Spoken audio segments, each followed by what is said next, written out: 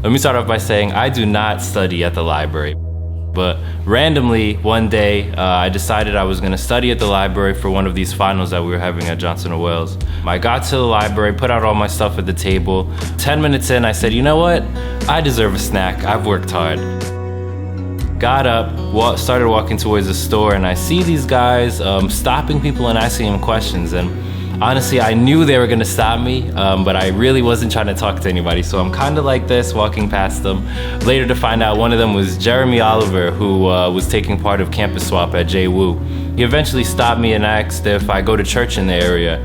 I told him no, but I was looking for one, but that was a lie. He eventually asked if I wanted to join them Sunday service. I told him, yeah, I'll be there. He said, but are you gonna be there? I was like, yeah, I promise. And right when I said I promise, I was like, dang. Now I actually have to go to this thing.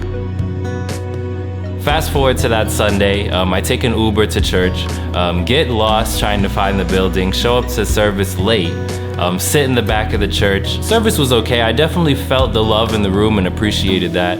I start to get ready to walk towards the exit, and somehow Jimmy Allen, who had just finished preaching, made it in front of the exit, stopping me and asked, oh, hey, I've never seen you here before. Are you a visitor? Did somebody invite you? And I was like, yeah, Jeremy invited me to service. He saw me on campus. And then eventually Jimmy asked if I wanted to hang out later that week. And for whatever reason, I could not come up with an excuse why I did not want to hang out with this older white guy in the middle of my week.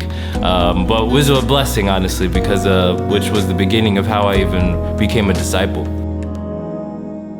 We started to study out the Bible with him and different guys like Brennan, and it was great. Eventually, I go back to New York, my home on Long Island, and I continue my studies with John Rodeo. I remember specifically, we're in his basement, pushing out 2 to 3 Bible studies in the middle of the night. 1 o'clock in the morning, we drive over to this guy's pool, and I get baptized in this random guy's pool. People showed up I didn't even know. It was really great. My parents were there, my little brother was there, and it was a great experience. Fast forward to my junior year of college, Jimmy challenges me and says, we need to study the Bible with at least one person. So I find that one person, and things are going great. Honestly, a little too great, because eventually 2 turned to 3 and 3 turned to 4.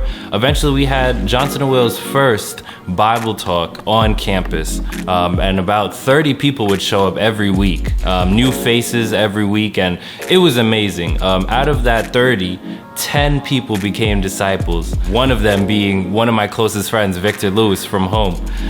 So that was great just to be a part of his studies. Fast forward to this crazy pandemic. I recently, about 2 months ago, I have the pleasure of saying that my little brother Joshua Bryan recently got baptized. I was there to watch him study out the Bible with some of the crew of the Long Island ministry and love on him, and even watch him want to study out the Bible with some of his friends. I can now say I'm a part of a study. I'm leading one of the studies, actually, of one of his closest friends, Jordan, who used to come over the house and play basketball, different things like that. But it's cool now to study out the Bible with him. I never thought this would be something that I'd be doing. But he's a great kid. He's actually going to be going to Northeastern in the fall, so definitely be praying for him and look out for him. I'm also a part of 2 other studies. One study from this guy from Haiti, and another study from this guy in Massachusetts. So I'm part of 3 different studies, all in 3 different locations. It's all because we're in quarantine and we're doing these studies over Zoom. Would have never had this opportunity to be a part of different ministries at one time if it wasn't for this opportunity. I share these things not to brag or anything like that, but just to say God is working. Through this crazy pandemic, he's still doing amazing things. I know I was surprised when coronavirus hit, but God was never surprised. He has always been doing miracles, and he will continue to do miracles through whatever situation we find ourselves in. So, as Jimmy Allen says, you guys are my heroes. Love you guys.